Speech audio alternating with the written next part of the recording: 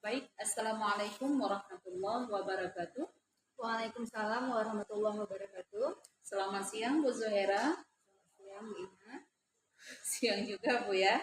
Baik, pada kesempatan kali ini mungkin izinkan saya untuk mengambil waktu beberapa saat Bu, sekitar 20 menit untuk mengadakan sesi coaching supervisi akademik. Di sini Bu ada 3 tahapan Bu ya. Yang pertama dari praobservasi, perencanaan, kemudian ada tahap observasi, pelaksanaan, dan tindak lanjut itu pasca observasi. Untuk mempersingkat waktu, mungkin di sini ada beberapa poin beberapa poin pertanyaan yang berkaitan dengan pelaksanaan supervisi nantinya di kelas Ibu ya. Untuk pertanyaan pertama, mungkin Ibu dapat menyebutkan tujuan pembelajaran yang akan Ibu capai pada supervisi nanti. Baik Bu Ina, terima kasih. Jadi untuk kegiatan observasi nanti, itu saya mengambil materi tentang fungsi eksponen. Jadi tujuan pembelajarannya yang pertama adalah peserta didik itu dapat memahami konsep fungsi eksponen. Kemudian yang kedua, peserta didik itu dapat membuat model matematika fungsi eksponen dari suatu permasalahan nyata. Kemudian yang ketiga, peserta didik dapat menyelesaikan permasalahan yang berkaitan dengan fungsi eksponen. Dan yang terakhir adalah peserta didik itu dapat menggambar sketsa grafik fungsi eksponen. Berarti di sini tujuannya siswa mampu menyebutkan fungsi eksponen, kemudian menggunakan model dan strategi, serta mampu menggambar Bu ya daripada fungsi eksponen itu. Nah, area pengembangan diri yang Ibu ingin kembangkan di dalam supervisi nanti apa Bu?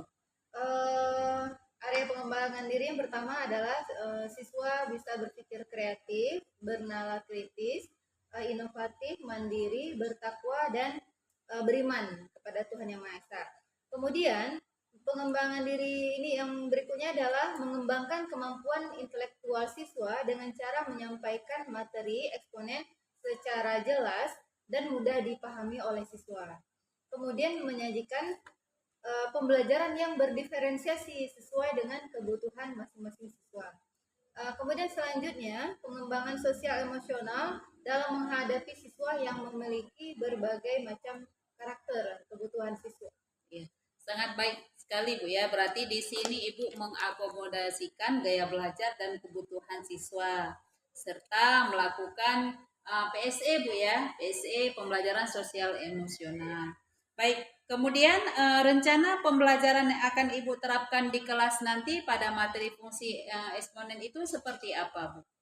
Ya, baik. Jadi pada saat pembelajaran itu saya menggunakan metode PBL, Problem Based Learning, kemudian diskusi kelompok, kemudian juga saya menyusun perangkat pembelajaran yang lengkap, memberikan contoh nyata agar siswa itu mampu menyelesaikan masalah yang berkaitan dengan fungsi eksponen.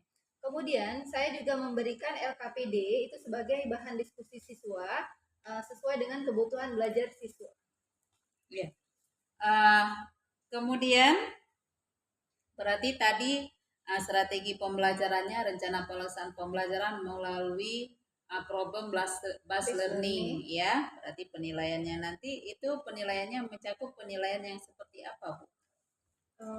Penilaiannya nanti akan ada penilaian pengetahuan dan akan ada penilaian keterampilan.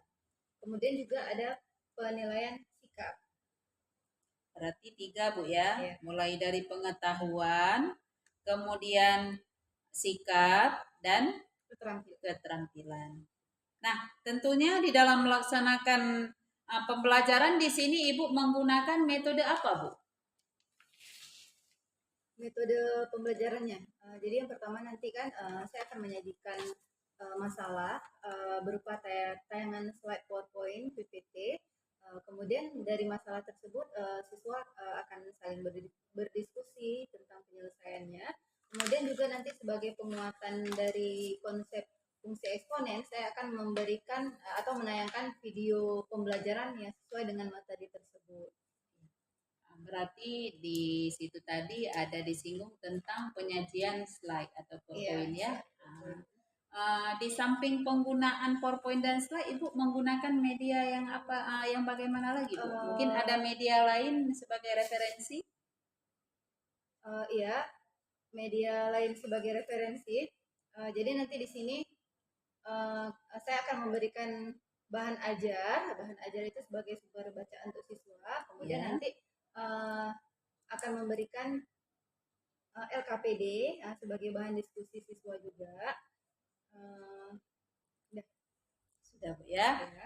Tadi di situ ada Ibu singgung tentang LKPD. Nah, Ya. LKPD itu kira-kira ini Bu, Ya. Ibu buat sendiri apa di-download? Karena sekarang sungguh banyak sudah aplikasi yang ada di YouTube ya Bu ya, di mana saja sekarang bisa kita download seperti CP, ATP semua Bu ya bisa kita download. Nah, LKPD ini Ibu buat sendiri atau Ibu download Bu?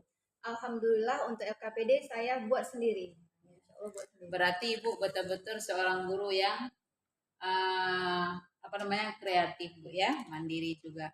Baik, setelah berbincang panjang lebar mungkin tentang metode apa media digunakan, bagaimana strategi pembelajarannya. Nah, tentunya di sini kita akan menentukan waktu pelaksanaan. Ini kira-kira waktu pelaksanaannya di hari apa, Bu? Baik, untuk waktu pelaksanaan mungkin kita bisa melaksanakannya pada hari Senin depan, yaitu tanggal 14 Oktober 2024 ya Bu Ina ya. Iya. Kelasnya Bu? Kelas di kelas 1E3 Ya. pada jam 2 Pada jam 23. 23. Di sini durasi untuk mengajar berapa menit, Bu? Durasi untuk mengajar di sini 45 menit, 1 JP yang pelajarannya. Berarti pas Bu ya, berarti kita gunakan 2 jam pelajaran sesi 90 menit Bu ya. Berarti ini jadwal kita sudah fix Bu ya, berarti pelaksanaannya di hari Senin tanggal 14 jam 23 pada kelas 10E3.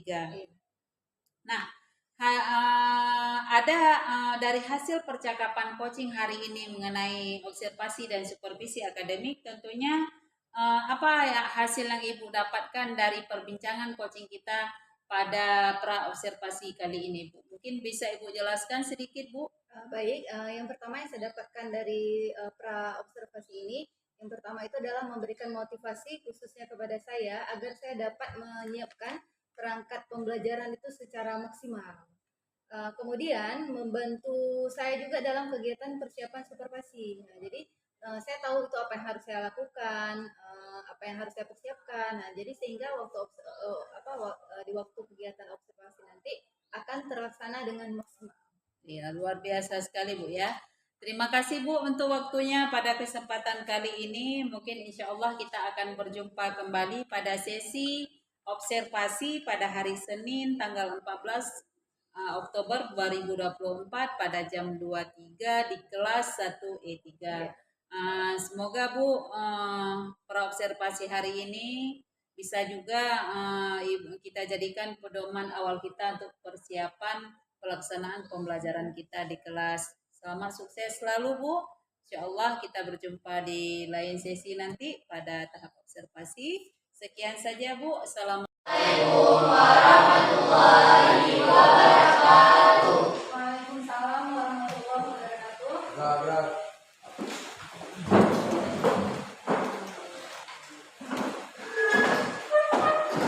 Baiklah Anak Ibu, untuk memulai pelajaran hari ini, mari kita berdoa ya, berdoa dalam hati. Terima kasih.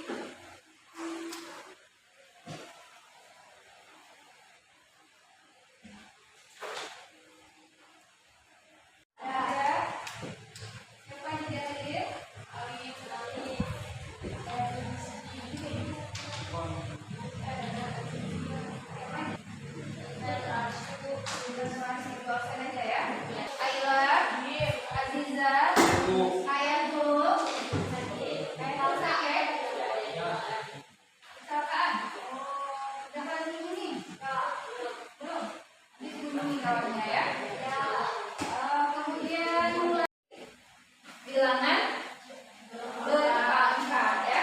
Kita lihat.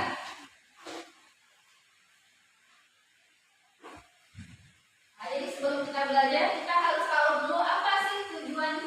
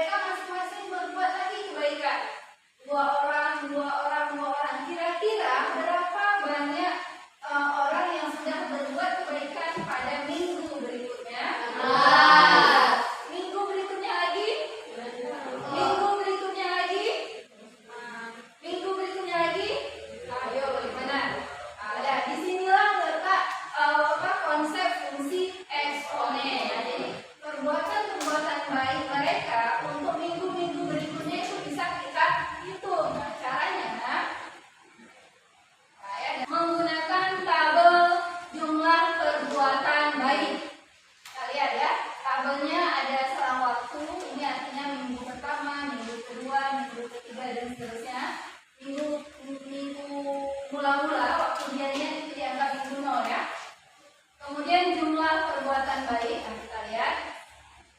Awal, mula-mula, merhaban baru niat. Baru niat tadi dia akan melakukan perbuatan baik.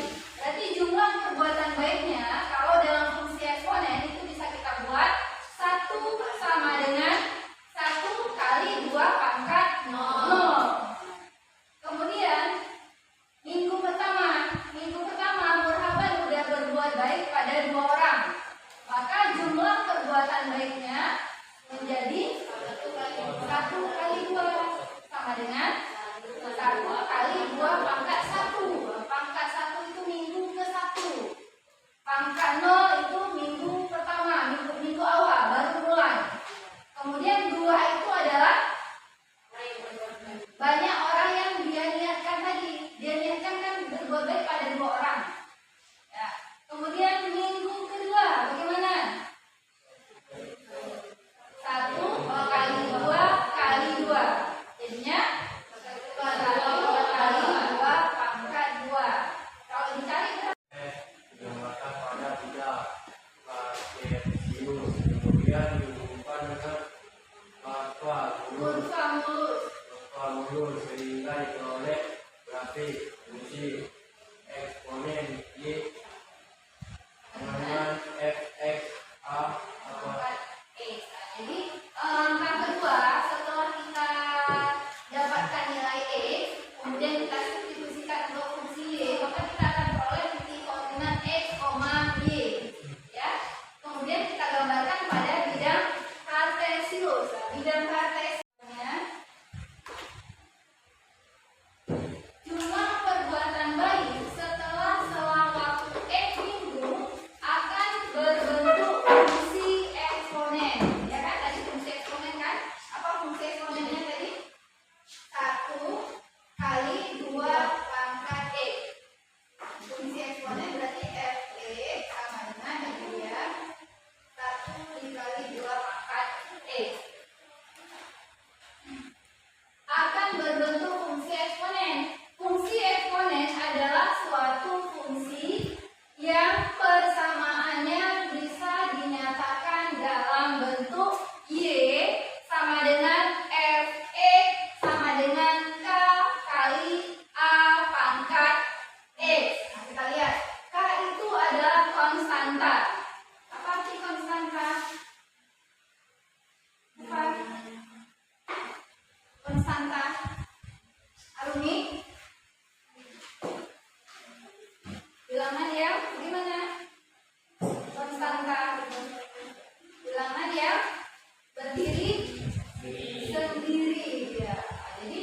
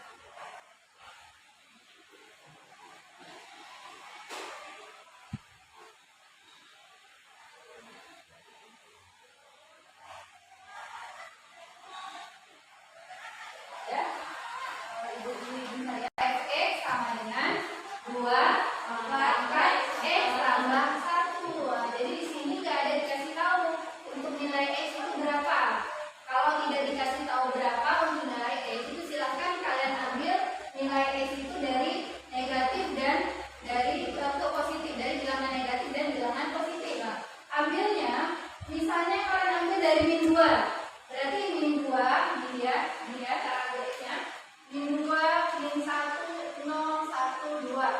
Kalau misalnya mau ambil dari min 3, boleh. Berarti min 3, min 2, min 1, 0, 1, 2, dan 3. Karena sketsa dia nggak perlu terlalu banyak bilangan yang kita ambil ya. Biasanya itu rata-rata ambil dari min 3 atau min 2. Min 3 sampai 3, min 2 sampai dengan 2. Ya, kemudian digantikan kembali. X-nya berapa tadi? 2. Berarti di sini 2 pangkat min 2 tambah 1. Min 2 tambah 1 berapa? Min 1. 2 pangkat min 1. Min 1 ini kan coba jadi pecahan. Jadinya 1/2 pangkat 1. 1/2. Kemudian ini X-nya min 1.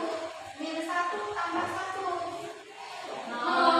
2 pangkat 0 sampai 1. Berapapun dipangkatkan 0 itu hasilnya adalah 1. Kemudian X-nya 0. Nah, ini 0. X-nya 0. Berarti 2 pangkat 0 tambah 1. 2 pangkat 1. 2. Kemudian X-nya 1. 2 pangkat 1 tambah 1. 2 pangkat 2. 4 kan? Kemudian X-nya 2. 2 pangkat 2 tambah 1.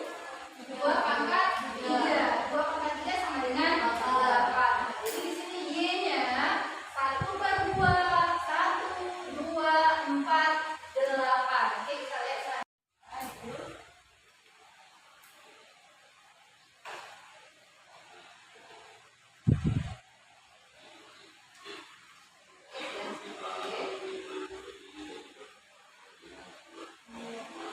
Berbuatnya ya.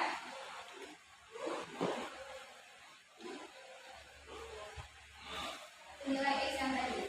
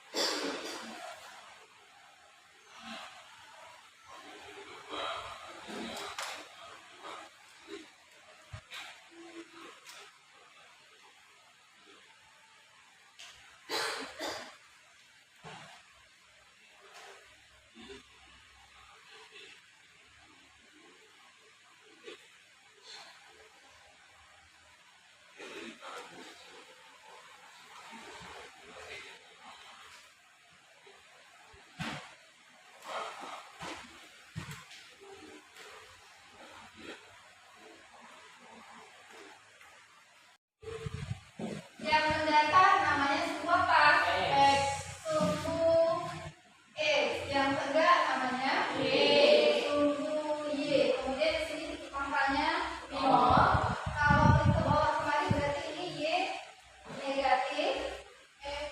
Ini X negatif. Nah, jadi nanti koordinat titik yang kita peroleh kita akan menggambar pada bidang kartesius. Ini dia ya bidang kartesius. Oke, selanjutnya kita akan lihat ini ada video pembelajaran. Siapa yang sudah siap nanti langsung presentasikan ke depan ya.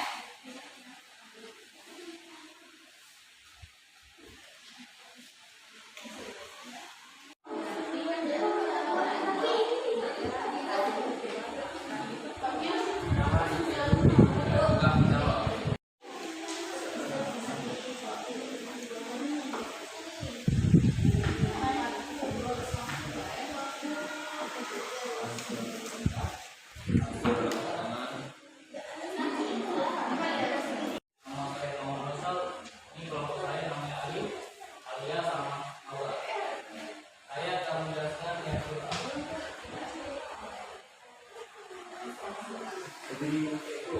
Silakan. Yang lain mohon kepada menjelaskan penyelesaiannya, hasil diskusinya. Kita tadi lihat sini hasil 0 menit sama banyak kirinya sama dengan 3 kali 2 pangkat 0. Banyak kirinya sama dengan 3. Fase 1 menit sama dengan 3 kali 2 pangkat 1 sama dengan 6. Fase kedua menit 3 kali 2 pangkat 2 sama dengan 12. Fase ketiga menit 3 kali 2 pangkat 3 sama dengan 24. Fase keempat 3 kali 2 4 sama dengan 48. Fase kelima banyak waktunya 3 kali 2 pangkat 5 sama dengan 96. Dan fase X terusnya bisa kita lihat dari sini ya. 96. Ya, itu dia dari kelompok 1.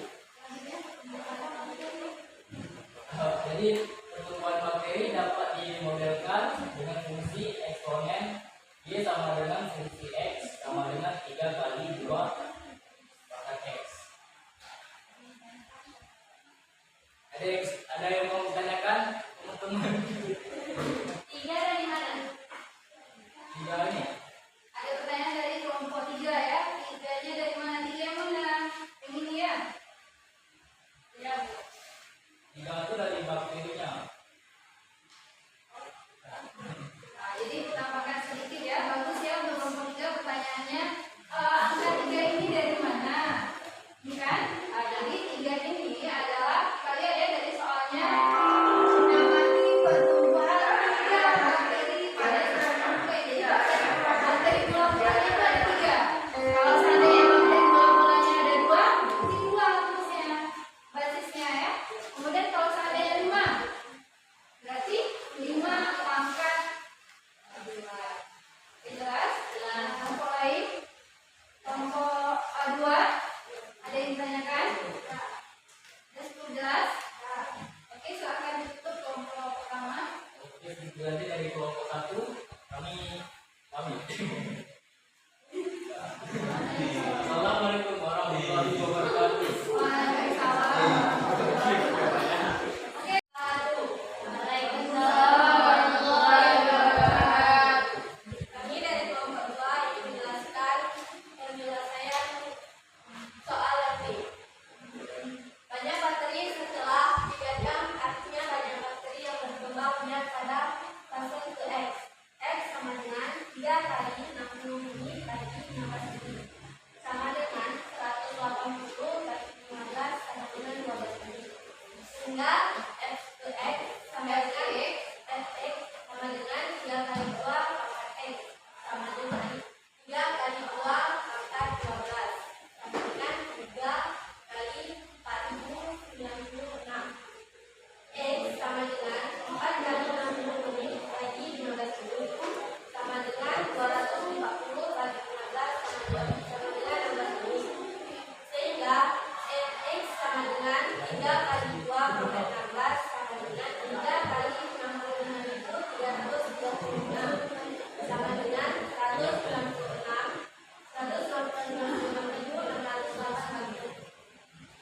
Sekian dari kelompok 2.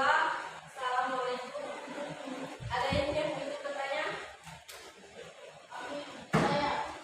Kenapa dibagi 15 ini?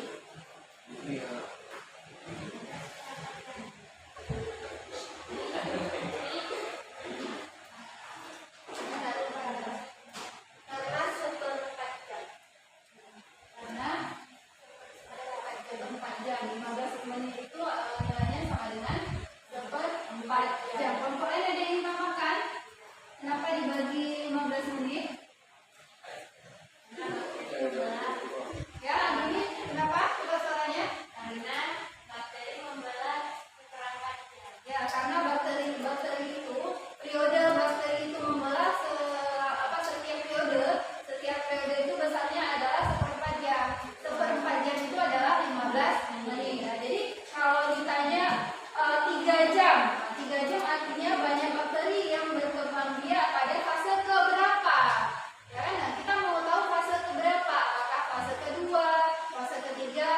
24 atau seterusnya. Jadi caranya 3 kali 60 menit kita bagi dengan 15 menit. Artinya 15 menit pertama, 15 menit kedua, 15 menit berikutnya. Ya, jelas? Jelas kan? Oke. Ya, dari kelompok kami. Assalamualaikum warahmatullahi wabarakatuh. Waalaikumsalam warahmatullahi wabarakatuh. Oke, beri tepuk tangan untuk warahmatullahi wabarakatuh. Waalaikumsalam warahmatullahi wabarakatuh. Kami dari kelompok 3 ada saya Nini Putri dan ini Maria Madayana. Ini Wulandari dan Naila Renata dan Najijat. Kami ingin menjelaskan pertanyaan yang C, yaitu yang begini. Jika menjawab pertanyaan C, kita kembali ke tabel pertanyaan yang A, yaitu ada 0,3, yaitu ini.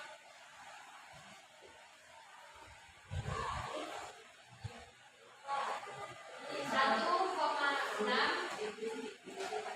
ini 1 dan ini 6. Jadi garis titiknya di sini. Dan nomor 2, 2,12. Ini 2 dan di sini 12, titiknya jadi di 12. Jadi 2,12. Yang ketiga 3,24 yaitu 3 di sini dan di sini 24. Jadinya 3,24. Yang keempat ada 4,48. Di sini titiknya 4,48. Dan yang kelima ada 5,96. Itu di sini titiknya 5,96. Jadi setelah kita ketahui di mana letak titik tersebut, kita menggariskan kurva itu seperti ini ya. Ini agak sedikit miring. Ya, dari saya ada yang mau bertanya? Sekian dari kelompok 3. Assalamualaikum warahmatullahi wabarakatuh. Waalaikumsalam warahmatullahi wabarakatuh.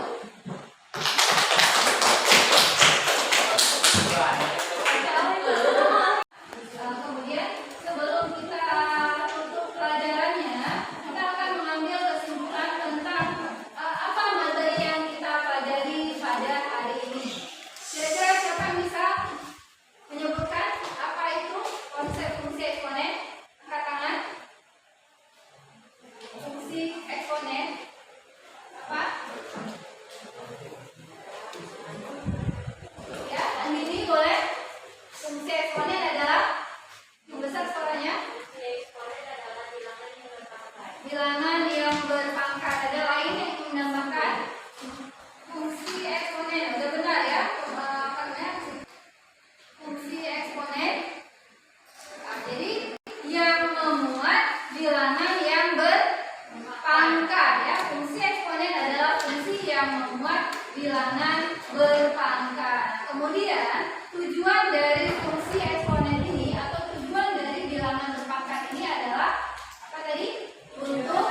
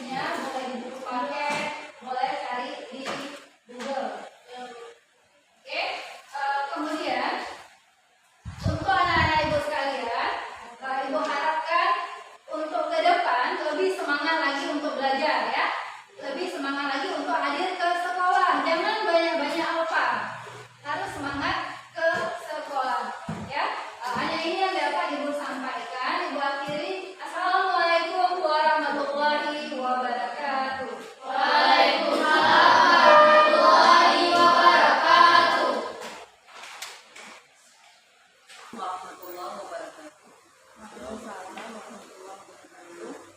Yang saya hormati Bapak PP saya, Bapak Mas Rijal SPD, selaku pengajar praktik. Yang saya hormati Ibu Zuhira sebagai rekan CGP pada rekan sejawat dalam melakukan pasca observasi pada modul 2.3 tentang coaching supervisi akademik. Baiklah, untuk mempersingkat waktu, Bapak dan Ibu Zuhira, izinkan saya untuk melakukan pasca observasi supervisi akademik, kelanjutan daripada pra-observasi, kemudian observasi, dan ini tahap penuntutan terakhir. Baik. Pada tanggal ke-14 di hari Senin bulan 10, kita sudah melakukan observasi, ya Bu ya. Di situ durasinya lebih kurang 90 menit Pak ya. Jadi mungkin kita bincang-bincang sedikit Bu ya. Apa yang Ibu rasakan setelah melakukan observasi di tanggal 14 itu? Alhamdulillah, yang saya rasakan adalah perasaan senang dan lega karena pada saat kegiatan observasi tersebut ada pembelajaran yang saya dapatkan, pembelajaran baru ya, tentang pembelajaran berdiferensiasi dan pembelajaran yang memuat PSI, pembelajaran sosial ekonomi. Baik, berarti di pembelajaran itu ada hal yang lebih menarik ya, mungkin lebih Ibu lebih melakukan akomodasi gaya belajar siswa ya. Kemudian ada PSI juga, pembelajaran sosial emosional. Nah, tentunya di dalam melakukan pembelajaran ketika observasi, di situ terdapat hambatan dan tantangan yang Ibu hadapi. Mungkin Ibu bisa menceritakan hambatan dan tantangan apa saja yang Ibu hadapi ketika Ibu melakukan supervisi akademik pada observasi ketika pendampingan dengan rekan CGP.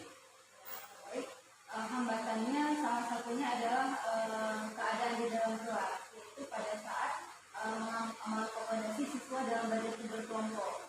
Jadi ada kelompok yang telah selesai melaksanakan tugasnya, mereka jadi ribut, sedangkan kelompok yang belum selesai ini jadi seperti kurang fokus, jadi terganggu dengan kelompok lain. Berarti kelompok yang sudah selesai itu agak ribut gitu ya, mengganggu teman-teman yang lain. Ketika Ibu jumpai permasalahan seperti di atas tadi, mungkin ada tindakan lanjutan yang Ibu lakukan untuk mengatasi kelompok yang sudah selesai dalam melakukan diskusi tersebut. Mungkin tindakan lanjutannya mungkin saya akan ke kelompok tersebut, menanyakan apa yang masih kurang paham. Artinya gini, kita tidak memberi kesempatan mereka untuk ribut, karena apa yang belum siap, ini apa yang tidak paham. Jadi kelompok yang lain dengan kesempatan untuk melanjutkan tugasnya. Ya, artinya di sini ada penanganan langsung ya. Dengan sudah berlangsungnya observasi di tanggal 14 Oktober itu, hal yang membuat Ibu puas terhadap pembelajaran yang Ibu lakukan itu dari segi aspek mana? Dari pembelajaran itu menyenangkan bagi mereka. Biasanya kan kalau matematika bagi mereka itu dianggap rumit kali ini matematika, pembelajaran yang dari benar katanya aja mereka udah nggak suka. Jadi dengan pembelajaran berdiferensiasi itu kelompok itu mereka lebih senang. Kemudian mungkin yang kawan yang bisa, kalau dalam kelompok dia bisa mengajari teman-teman yang belum bisa. Berarti di sini ada bisa kita katakan siswa yang lebih unggul mungkin bisa menjadi pengajar bagi atau menambah wawasan untuk rekan yang lain gitu ya. Tentunya di dalam melakukan pembelajaran pada masa observasi itu ada hal-hal positif mungkin yang Ibu dapatkan dari pembelajaran tersebut. Bisa Ibu ceritakan Bu, hal positif apa saja yang Ibu rasakan ketika pembelajaran dengan mengintegrasikan pembelajaran PSE dan pembelajaran berdiferensiasi? berikutnya ketika dalam pembelajaran saya menggunakan video, menampilkan video kan pemahaman anak-anak itu lebih paham dia. Mungkin dengan menjelaskan dulu kurang dapat, jadi dengan menampilkan video pembelajaran mereka lebih paham. Kemudian anak-anak lebih termotivasi dan senang untuk mengikuti pembelajaran. Berarti di sini sangat menarik ya, Ibu ada menggunakan diferensiasi konten, proses ada dengan di situ juga seperti minggu yang lalu ketika masa supervisi akademi saya melihat Ibu menampilkan video, kemudian Ibu menjabarkan materi tentang fungsi eksponen, menjelaskan ekosistem tentang konstanta dan sebagainya. Nah, untuk tindak lanjut dari pembelajaran yang Ibu lakukan untuk kedepannya, apa harapan Ibu terhadap pembelajaran berdiferensiasi dan mengintegrasikan dua pembelajaran tersebut, pembelajaran berdiferensiasi dan KSE atau PSE pada pembelajaran di kelas untuk tahap lanjutannya? Jadi kan saya berharap bahwa dengan pembelajaran berdiferensiasi dan PSE ini anak-anak itu lebih termotivasi untuk belajar matematika. Jadi nggak ada lagi dalam istilah anak, ini matematika ini susah kali nih. Matematika ini apa namanya nggak bisa di dalam kehidupan sehari-hari, nggak ada hubungannya. Jadi anak-anak itu nggak berpikir seperti itu. Ternyata ada matematika ini yang bisa dihubungkan dengan kehidupan sehari-hari mereka. Jadi lebih menyenangkan. Termotivasi untuk belajar.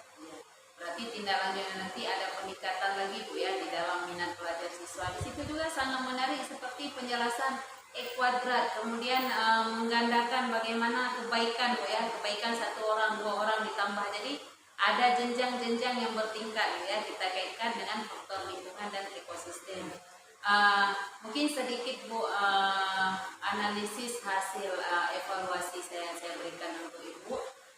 Pembelajaran yang Ibu lakukan di kelas itu sangat menarik sekali Bu dan bisa memotivasi si siswa. Sebagaimana yang saya lihat di masa observasi pada tanggal 14 Oktober itu anak-anak sangat antusias seperti Maisal, kemudian Dini, ada beberapa siswa yang memang sangat antusias sekali dan responnya itu Bu sangat positif Bu ya. Kemudian di akhir pun Ibu ada menyimpulkan materi, kemudian memberi tahapan untuk pembelajaran berikutnya. Di awal juga sudah melakukan pertanyaan pemantik. Nah, untuk mencari kesempurnaan mungkin kita sama-sama belajar di sini Bu sebagai guru mungkin harus banyak mencari referensi yang baru. Nah, kemudian harus bisa berinovasi. Ini kita sama-sama belajar di sini. Segala kekurangan namanya kita tidak ada yang sempurna ya Bu ya. Nah, jadi teruslah jadi seorang guru yang terus belajar sepanjang hayat, tidak pernah bosan-bosan dalam menuntun siswa. Terus sabar, ikhlas dan tanggung jawab karena ini semua apa yang kita lakukan ini ada balasannya dari Allah SWT. Mungkin sekian saja Bu. Maaf sudah mengganggu waktu Ibu pada kesempatan hari ini. Terima kasih banyak Bapak PP atas kesempatannya. Akhir kata saya ucapkan Assalamualaikum warahmatullahi wabarakatuh. Waalaikumsalam warahmatullahi wabarakatuh.